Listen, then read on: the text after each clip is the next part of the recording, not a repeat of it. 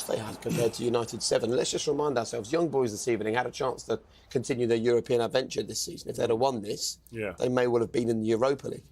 Yeah, and you could see they were going for it. End of the game, they didn't take their foot off the pedal and just sit there and think, let's enjoy Old Trafford and just so we can talk about the experience. They wanted to get a result here, and you could see that. But Man United made a lot of changes before the kick-off, and then throughout the game made big changes. So, and a lot of young players coming in. I think 6 teenagers on the play today. So it's fantastic for Man United. Again, I talked about the traditions of the club and bringing young players through. They continue that again tonight, and that valuable experience, beautiful stuff that they'll be able to carry them for the rest of their careers. And it's not just about them, it's about the other young players who are in the academy at the moment. They see this and go, right, there is a pathway. Yeah, but check it, it's for everyone, you know, because if you take the group serious and you qualify early, then you get an opportunity to play these young kids. You know, for the coaches, all the hard work they put in, for everyone. I think it's great that these guys get an opportunity to step out on the pitch and make their debut in front of these fans. Yeah, and it's right, it's bang on. It energises the whole club from top to bottom. There's recruitment, there's scouts that are working up and down the country, all across the world, trying to recruit players to come through and come into this system here. And they all get energised when they see young players come out there because they know their work is worthwhile then. And even Tom Heaton comes on. Ralf really is keen to see every player at this football club, isn't he? Not often you see a goalkeeper get changed in halfway through the second half, but that's great. Even at 35, I think Tom making his Champions League debut. Yeah. Pretty amazing. So, absolutely. Yeah, that was good. Who's made it through so far, and you can see on here the only remaining one is the Atlanta Villarreal, which will be decided tomorrow. The big disappointment tonight, and we'll talk about this on Champions League tonight, is for Chelsea. They were actually going to be the group winners until the 94th minute, and then they conceded. They drew, which means they go through as runners-up, as do Paris Saint-Germain. But look at those teams, looking very nice indeed for the knockout stages. Let's talk overall then about this evening before we get into specifics, hopefully hear from Ralf Rangnick and some of the players as well. Who impressed you both this evening? Who do you sort of feel came out of this with Ralf thinking, you're in my plans? Mason Greenwood. Yeah, Mason's pretty special. You know, I think there's a lot of players out there that cost a lot of money out there, whether they're, you know, bought from other teams. Mason's through the academy, and he's probably the most talented one. So, didn't we know all that already, though? Ish, but, you know, Ralf gets to see him in a live setting, and then he gets to see him score a goal like that. He's one of the best natural finishers at the club. Can play in multiple positions. He's good on the ball. People always talk about his finishing, but Rio and I were saying his ability to use the ball, receive the ball, doesn't get enough credit. So awareness. I think he's going to be one of those that he'll be in the starting 11 soon. Yeah, I don't think it's long. I mean, we can watch the goal here, and we spoke before about Jesse receiving the ball, but Matic's ball into him through the lines as a pass of a midfielder. Fantastic ball. And to be fair, it's his movement. He drifts. It's not a massive bits of movement. It's just deft movements, and then bang. That finish, and we spoke during when we saw this happen, it's like, I always liken him to someone like Van Persie. That's who his style is like. He receives it a lot like him.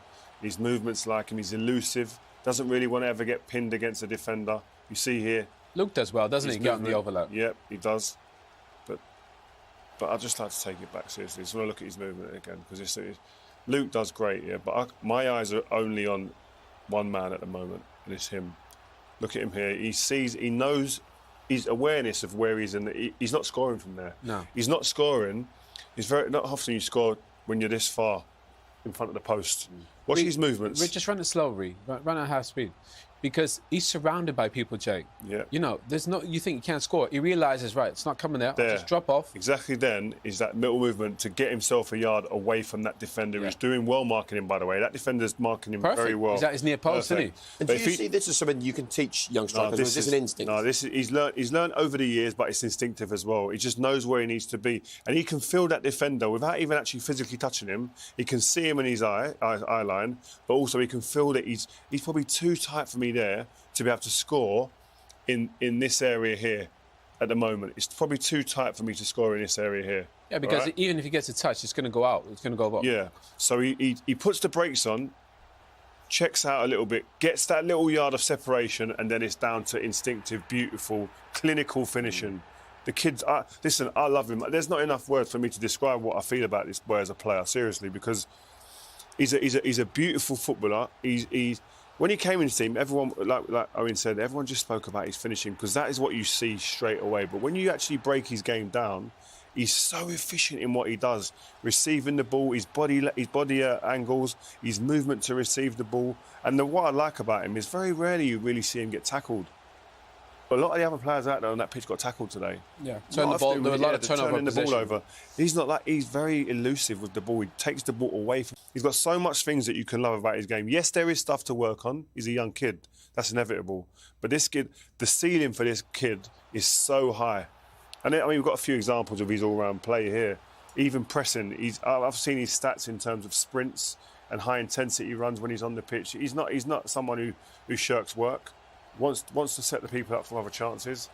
But the kid, I think, what he could be, man. If he dedicates himself to the game like he is at the moment and continues and keeps that growing and takes the opportunities like he is at the moment, England are missing out at the moment because he can come and add value to that team as well. That's his gift. In those areas, he's calm. He never rushes. Most young kids, they receive the ball and they panic. They speed up in the moments where they shouldn't. Mason has a picture, and he's always in control, which is quite rare. And he has a good awareness, as Reece said. He's always checking his shoulder, find little pockets. I mean, as a finisher, it's pretty special. But again, I'm with Real. I think his overall game doesn't get enough credit. I think he can carry the ball, he can dribble. His awareness is good. But he'll want to play. Even though there's some world-class players here, he'll want to play. Yeah, he won't be happy sitting on the bench. Since this new manager's come in, he hasn't started the game until tonight, and I'm sure he'll be sitting there going, well, why? Yeah. But his answer is where you want it to be, out there. And the great thing for him is that if you take a look at the kind of players that Ralf Rangnick has signed and worked with over the years, he is the perfect profile for a Rangnick kind of player. He's the thing is, if Ralf was going to buy him, it would have cost him a fortune. Yeah. We see, Ahmad out there today, would they pay, 35, 40 mil, Mason is in the category almost, the Phil Foden category in terms of, how do you put a price on it? So, look, he's a diamond, and to go with, Marcus and Cristiano and Cavani, Sancho. Pogba, Sancho, Bruno. Ralf has a lot of options that he can go and pick this team, and it's exciting. And it's a good point, actually, about Pogba. Varane still to come back from injury. There's good times ahead. Let's talk about something not quite so positive tonight, which was some of the elements of the defending. We can have a look at the equaliser now. Who out there this evening, this goal notwithstanding, do you think wasn't a great night for you, actually? I don't think anyone other than Mason really gives Ralf something to think about. I think everyone else, there's elements of the game we say, oh, well done, but then there was elements where you thought that will probably go against you, and he's thinking in terms of an 11 to go in the Premier League this weekend or in the coming weeks. So, no, I think you can... What about Wan-Bissaka? You said he'll have to fight to be in Ralph's plans. What did you think of him tonight? Yeah, I just feel with Wan-Bissaka, I think he needs to work on his game with the ball a lot more. And I think that we spoke about it today. Fullbacks in today's games are controllers of the game. We've always been number 8s, midfielders in Premier League history, and we've watched football for years. Centre midfielders are the conductors. At the moment, the players who are getting majority of the most touches are the fullbacks. So you have to be good at receiving the ball and good at playing over various distances and adding different layers to your game. And I think that's where Wan-Bissaka, if you're talking about the top right-backs in the country, that's where he falls short in that department. Yeah, everybody knows his attributes defensively, and that, which is great. But, to play, we said it before, Reece James, Cancelo, Trent Alexander-Arnold, they get you 10 assists. He doesn't have to get United 10 assists, but you want him to get 5-ish and just put himself in a position where he's crossing the ball, where he's receiving in areas where he can create a bit more. I think at times he looks a bit reluctant to maybe go up there, and I think if he puts himself in those situations more and forms a partnership with Mason Greenwood, then I think there's, he can get those numbers. Nobody's going to get Trent numbers because, he's a bit of an alien. But what is there for him is that you can see it. You know what you got to work on. So sometimes that's the hard part for people to identify what do I need to work on. But it's there. It's clear for all to see. That's what the manager needs and what he wants. Right, how am I going to now go and enable myself to be able to execute in them situations? That comes with repetition. That comes with training on the training ground all the time and working off the pitch and going with the data people and seeing, well, how can I get better? Going with the coaches on a daily basis. How can I get better? The thing is, Dallow's the opposite, isn't he? Yeah. He's a brilliant crosser of the ball, good at receiving the ball, but defensively, he hasn't always been his best, although he was brilliant against Palace. And Wan-Bissaka's the opposite. So depending on what game it needs, you can pick and choose. Wan-Bissaka always played under Ole. But I think with the way Ralph's going to play, you might see a bit more of Dalot because to get the crosses in for Cristiano.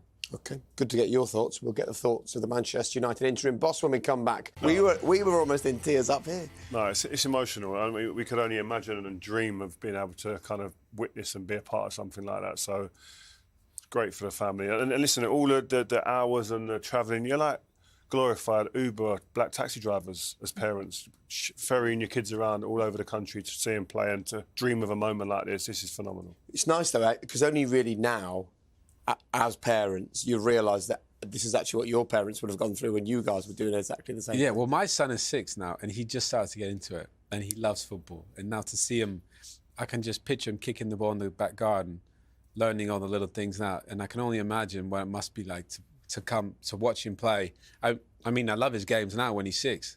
You know, sitting on the side with a bacon sandwich or some chase the ball. I can only imagine what it'd be like see him walk out there. So, pretty amazing for the Savage family. Yeah. 6 teenagers coming on tonight for Manchester United. Charlie was just one of them. Let's talk about United and what happens in the near future, because if you look at their Premier League fixtures, I mean, it's a beautiful run now for Ralf to get his teeth into, isn't it? Yeah, I think the manager he could have handpicked and cherry-picked some games. I think these would have been exactly it. Yeah, because you look at that and you think, wow, there's not many there that you would frighten you or put you on the back foot. I think he's got to go into these thinking, wow, we can come out of this at Southampton. We should be in a really, really good position. That is win, win, win, win, win, win, win. I mean, it should be 30 points? Yeah, no, seriously. You'd hope so. But if you based it on the performances that we've seen before disappointment, you would say, well, I don't know where there could be, I can see banana skins left, right and centre there. Yeah, but look, Villa away, West Ham at home. Come on, they're the 2 hardest games from 10. I mean, let's be honest. You know, if United, with the squad that they have, the player, you know, the depth and the experience, they should win all those games. And then you go into the fixtures. Then you got the Champions League knockout phases. You will have Ralf for 3 months. You know, they could be in a place where they could go attack and potentially win a trophy or something. But you know, it's not as easy as that. No, I know it isn't. Fixtures like that. I used to do this as a player. You'd look 3 or 4 games down, and you think, oh, we should be like 6 or whatever points clear or whatever. And all of a sudden, after the first game, you're thinking, wow, we dropped points there. So it changes quickly. The landscape can change so quick, but you've got to make sure that you just look after the next game. Very good. I can see out of the corner of my eye a certain Ralf Rangnick has joined Des Kelly pitchside. So let's go straight to it live. Des, the floor is yours. Thanks very much. Ralf, it was a Champions League game, but it was also a part experiment and an assessment of the squad. So how do you think it went? I mean, I was fully aware before the game that with this team that we play today, they haven't played together, not only with regard to formation but also as a team. The first half hour, I think we did quite okay. We had a few unforced errors even in those first 30 minutes, but at least we had control on the game. I think we should have been minimum 2-0 up, if not 3-0 up. We had 2 great opportunities, one from Amat and the other one from Juan Mata. But we didn't score. We were a bit sloppy with those situations. We had a third one with Anthony Elanga in the second half. So we could have scored 3 or 4 goals. But obviously after we conceded the equaliser, we were not defending high enough, not proactive enough. And we could have also conceded 2 or 3 goals. So if in the end the final score would have been 3-3 or 4-3 to us, nobody could have complained against that. But as I said, also the good things, quite a few debuts. Debut for Tom Heaton, debut for quite a few youngsters. Game time for players who desperately need game time. So in total, I was still, I wouldn't say happy, but it was okay. A valuable experience then. You're looking for players to stake a claim. Mason Greenwood did that early on with a fantastic goal, didn't he? Yes, but it was also good to see Luke Shaw back. Hopefully he can at least be a candidate for the Norwich game in the squad. Aaron got 2 knocks again, one on the wrist, another one on the knee, so we have to see how this will develop by Saturday. Yes, and as I said, it was an experiment. It was not an experiment. I did it on purpose because I also wanted to save the players and their energy for the game on Saturday against Norwich. Sure. Have you talked about giving the ball away, though? Did you seem to lose possession a lot? Yeah, what really was a little bit annoying was the way that we also gave the goal away, because we played too many balls into the first line of their pressing area, and this was also the case with the goal that we conceded. We could have cleared the ball easily, and whenever we played the ball into the second or third line, we were always dangerous, and that was really. I told them that before the game, but still they still played in that situation the ball. A 5-meter pass, and they were just waiting for that ball. It was more or less a pressing invitation that we sent. It looks like you've learnt a lot. Thank you very much, Ralf. Thank you. So it was almost perfect, this campaign for Manchester United. Might have finished with a bit of a damp squib this evening, but it was job done coming into the final game, which is crucial for them. And there are the group winners, there are the runners-up. And I guess the real headline tonight is, that is really frustrating, isn't it, for Chelsea? In the 94th minute, they're going through as group winners. They're now going to face either Lille, Bayern, Real or Ajax in the next round. But you don't want Bayern or Real. I mean, definitely not. So, obviously, I think Thomas Tuchel will be a little bit disappointed, but they'll get it back. They're defending European championships. But conceding 3, I think that'll bother them the most. Yeah, they're suddenly shipping goals. Yeah, the last 2 games, back-to-back, 3 goals each game. So it's not what we're used to seeing with the Chelsea team, but I'm sure they'll get themselves back on track. It's very pragmatic, Ralf, isn't he, when he assesses the games like this? There's sort of no getting carried away. It's all part of the plan, the long-term view. He sees it very clearly. He understands what he wants. He knows what he wants, and he doesn't deviate and get kind of put off by a certain little situation in the game. This is it. Clarity. Just what this football club needed, hey? Here's some clarity for you as well. Stay where you are, because straight after the break, every single goal from the Champions League this evening, followed by us 3 discussing all of the headlines and all the talking points from the group stages so far. So stay where you are. Champions League tonight is after the break.